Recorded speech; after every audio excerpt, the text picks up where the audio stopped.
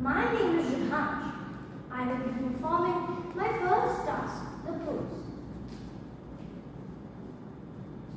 Harry was right after Sirius, who was still making Snape drift along ahead of them. He kept bumping his lolling head on the low ceiling. Harry had the impression that Sirius was making no effort to prevent this. You know what this means? Sirius said abruptly to Harry as they made their slow progress along the tunnel. Turning Pettigrew in. You're free. Yes, but I don't know if anyone ever told you, I am your godfather. Yeah, I knew that. Well, your parents appointed me a guardian. If anything happened to them. Harry waited. Did Sirius mean what he thought he meant? I will understand, of course, if you want to stay with your aunt and uncle.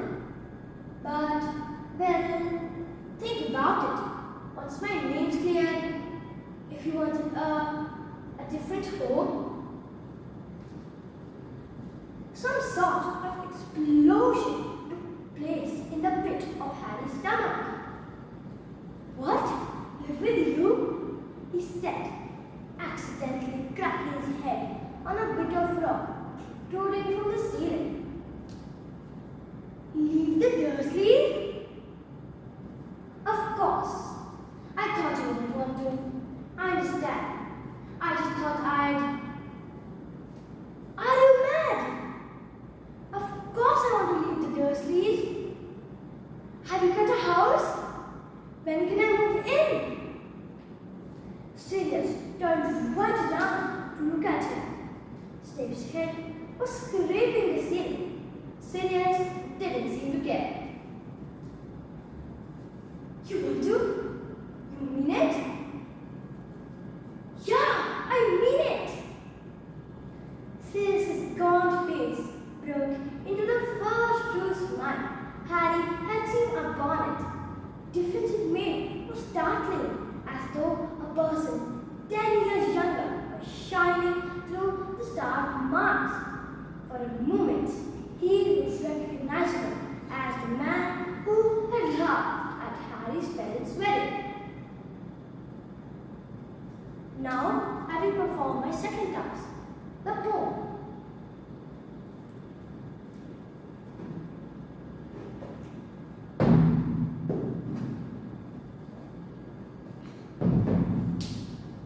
The crocodile, cunning smile, sat in the dentist's chair.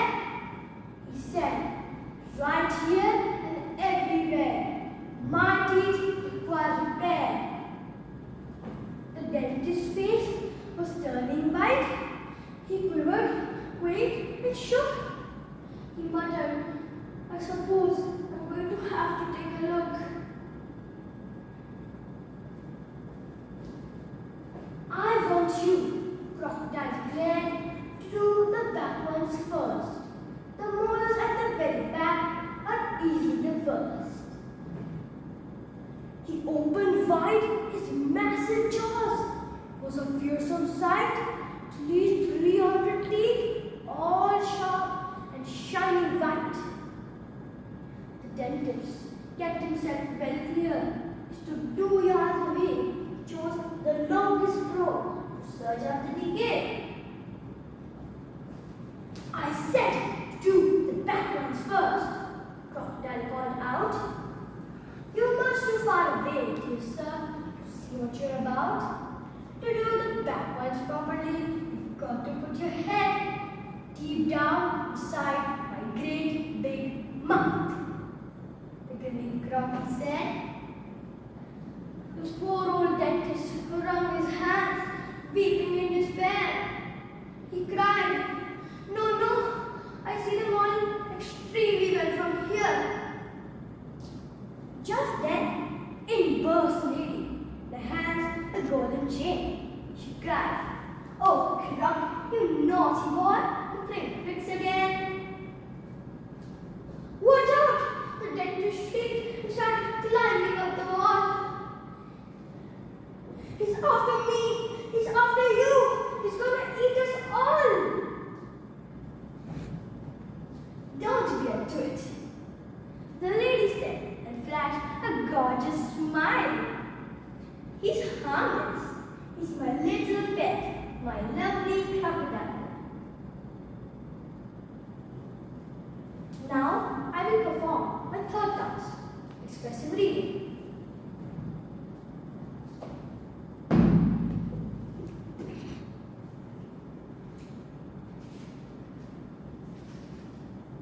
There used to be an empty chair at the back of my classroom.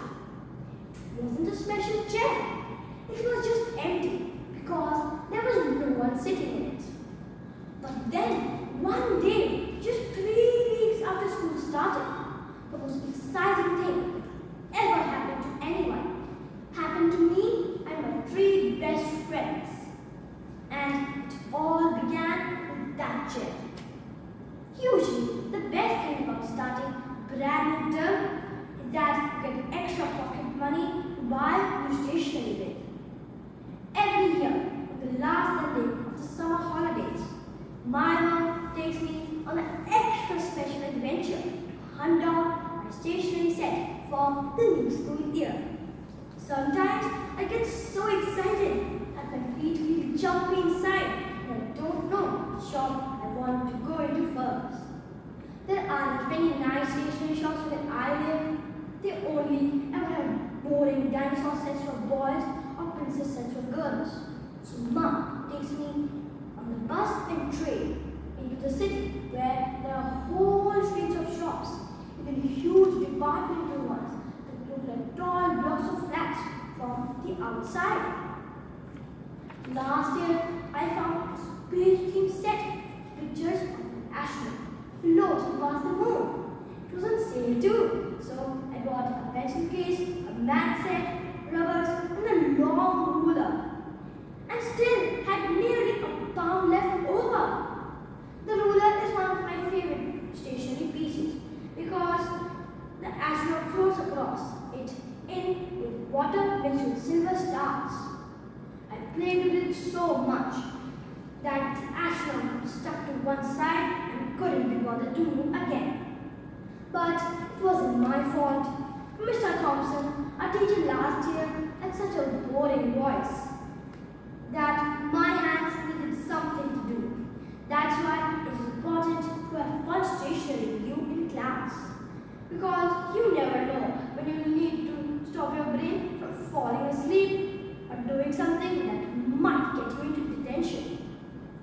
This year, I bought a Tintin and Snowy set. I love Tintin, even though he's only a character in a comic book and isn't real. I want to be just like him when I grow up. I think being a reporter and getting to solve mysteries and go on adventures must be the best job in the world. My mom and dad used to buy me a brand new Tintin comic book for my birthdays. And mom says all the comics her library are about to throw away because they're too old or ripped and gives them to me. So I have a whole collection of them now. Now I will perform my 4th task, reflection question. First question. Describe the setting of one of your performance pieces. I will describe the setting of my first piece, The Crows. In this scene, Harry and Sirius are walking through a long dark tunnel which connects through the shrieking shack. The tunnel is gloomy, with cracks on the low ceiling. Its floor is sharp and rocky. Rocks crumble hopelessly and keep falling down. At one point, Harry knocks his head on a bit of wood protruding from the ceiling. This place is where Harry and Sirius have their first heart-to-heart conversation. There, Sirius asks Harry if he wants to leave the Dursleys Despite it being gloomy, it has a heart-to-heart conversation between a godfather and one son. Second question, give some examples of how you used pause and emphasis in your performance. Pauses and emphasis are fundamental pillars when performing any piece. Pause is when we stop speaking for some time, allowing the audience to understand and absorb the meaning and importance of the text.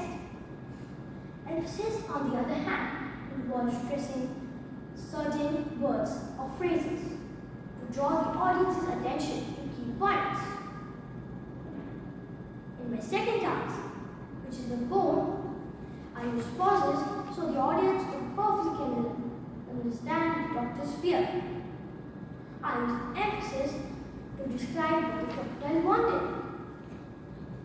In my first piece, which is the prose, I use pauses when Sirius gives subtle hints of what he wanted Harry to do. I use emphasis when Harry eagerly wanted to leave the Dursleys' house. In my third piece, expressive reading, I use pauses when the girl described her town and her excitement for stationery. I use emphasis when the girl described all about the pencil boxes and other objects. Question 3, how did you use your voice and body to bring one of your pieces to life? In my second piece, my poem, I brought my characters to life using both my voice and body. To convey the dentist's worries and fearful tone, I shifted my voice into a worried and fearful tone.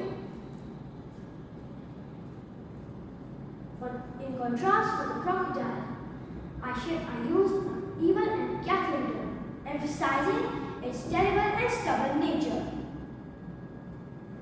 I used my body language to show the emotions. For example, I showed this by wringing my hands while he started weeping and climbing the wall in despair. For the crocodile, I depicted its menace by physically opening wide as if its massive jaws were ready to snap.